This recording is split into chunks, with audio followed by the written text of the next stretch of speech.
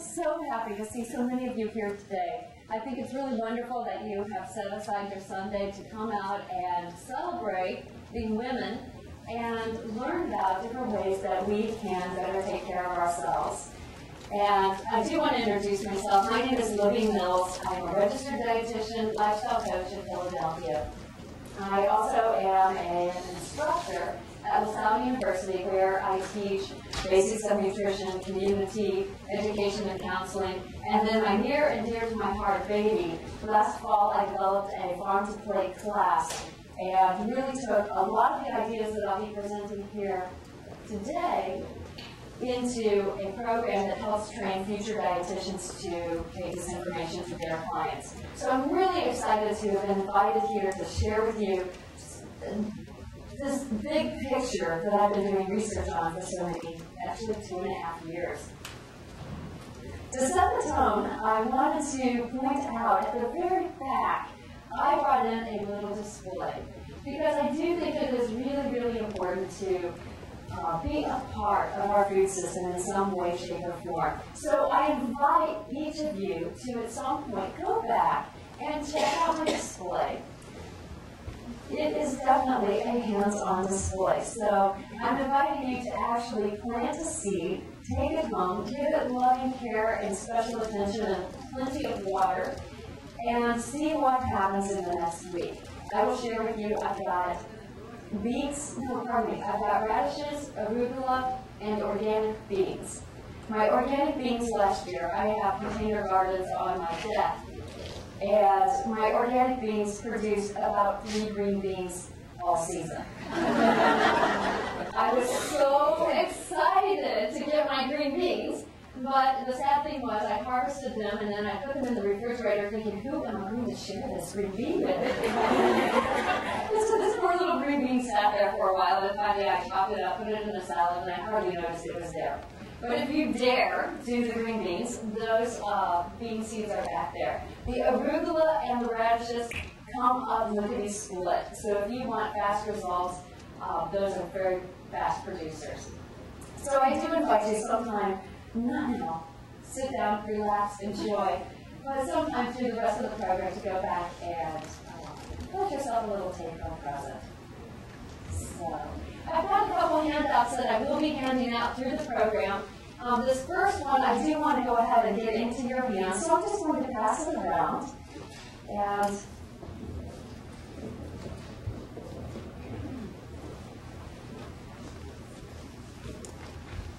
start several here.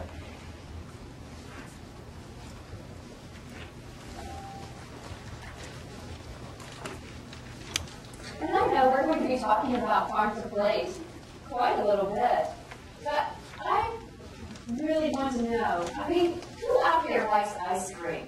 Let's just get to the good stuff. Okay, I see plenty of hands. Okay, so we're normal. We're all normal human beings here, and we like ice cream. What are some of your favorite flavors? Coffee, chocolate. What else? Mint chocolate chip. Caramel crunch, the more the merrier, it's all good.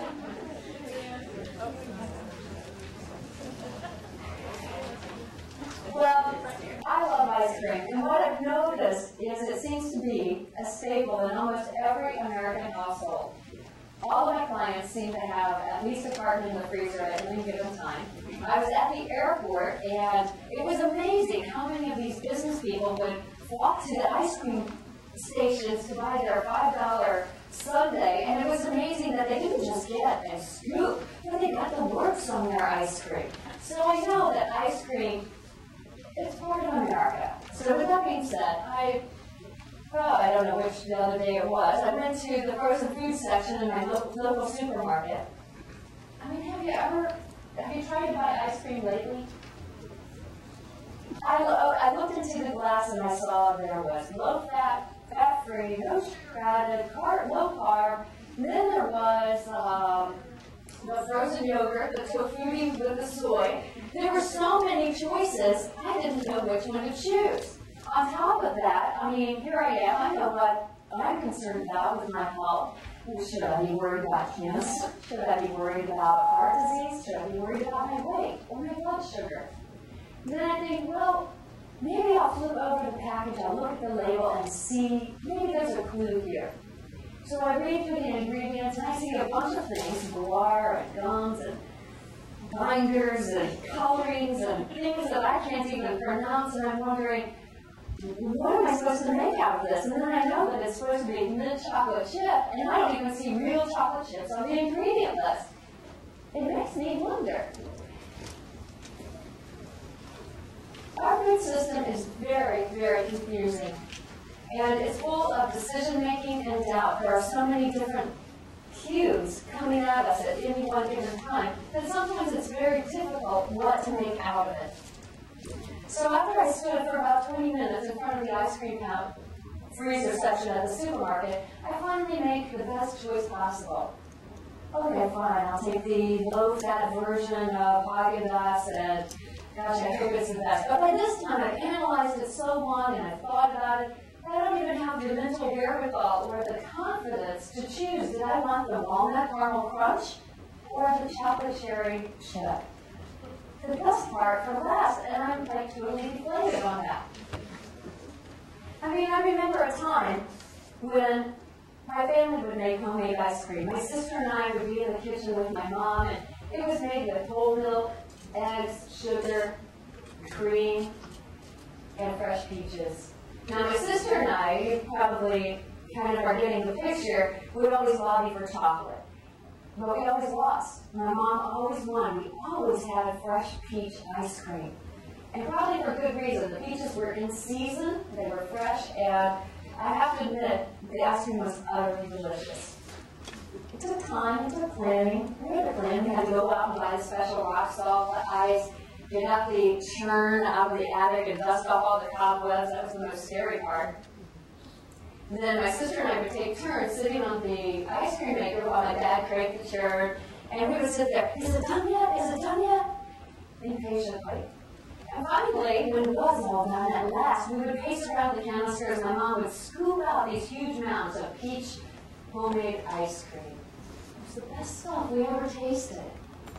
And I wonder why. Why was it so good? Was it because we didn't make it very often? Was it because when we made it, it only made that much? And boy, it was gone before we knew it. Was it because we used fresh, wholesome ingredients? Or was it the anticipation? Or the fact that it brought my family together in a loving way? You know, hey, it was better than a funeral. So, but it was. It was a very nice time. And it's interesting that I tell these two stories about the same thing, ice cream. And I think these two stories do a very nice job of showing, kind of painting a bigger picture of our food system. A food system that's very confusing and convoluted and polarized between what was and what is. We all know that eating should be natural. Yet, when we go to the supermarket, we might feel that it's kind of like going through a war zone. We are bombarded with all these different messages. We know that some of the food out there is dangerous. We don't know the exact motives of all the players, but we do know there are some diverse motives out there, and they're not all good for us. And we also are constantly bombarded with what the best health recommendation is. So how to survive this war zone and get out in a healthy manner. And in fact, some of us might have tried to do things a little bit different.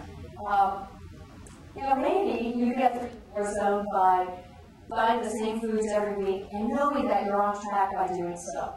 And some of you have really tried to make some changes and make healthier choices or make the healthiest choice possible, and have found that, well, you're able to do it for a couple trips to the supermarket, but then something happens and somehow you revert back to old habits or old patterns. And these things more or less set the tone for what we're going to talk about today. I mean, what should we be eating? And how do we maneuver through these minefields at the supermarket? And how do we really make some changes and have them stick? So today I'm really going to talk about several different things here. I will simply talk about what good food is, how to simply eat healthy without being fixated on a lot of the outside noise. I am going to share with you some of the secrets, I call them secrets, but some of the things that the government, that the food industry kind of doesn't want us to know, because it makes us educated and smart. You're going to leave here today with a lot of thinking going on, but a different kind of confidence about how to shop, how to make food choices, and how to know that those food choices are right for you. And you will also have a sense of what it takes. And if you're in my first session, you might have a sense of this already, but you'll have a sense of what it takes to make those changes and stay on track. So thinking back about ice cream, back to my family story and what I experience now when I go to the supermarket, what happened between wholesome and now? Eating should be instinctive, it should be nourishing, and it should be pleasurable. But somehow, you might recognize this picture and remember the story about Dorothy and the Wizard of Oz, and I'm going to kind of modify it and distort it and twist it all up, but I think you'll get it. The Scarecrow is shaking Dorothy by the shoulder. Dorothy, Dorothy, wake up, wake up. What is the last thing you remember? And Dorothy gets up out of bed and she groggily wipes the sleep from her eyes and she says, "Leave it to Beaver." I told you I was going to mess the story up, but it's going to get you thinking. Leave It to Beaver. You guys remember Leave It to Beaver, and you also probably remember My Three Sons, Family Affair, all those programs of that era. It was a very special era when families got together at the dinner table. It was expected that everybody show up. It was a great way for people to share the events of the day, and everybody's plate. Theirs aren't served quite yet, but everybody's plate had at least one serving of vegetable, and everyone had a glass of milk.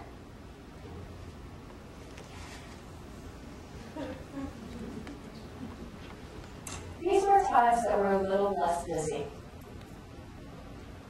It was also a time when there were 66% fewer children that could be labeled overweight. It was also a time when there were 50% fewer adults that could be labeled obese. So it was definitely a different time.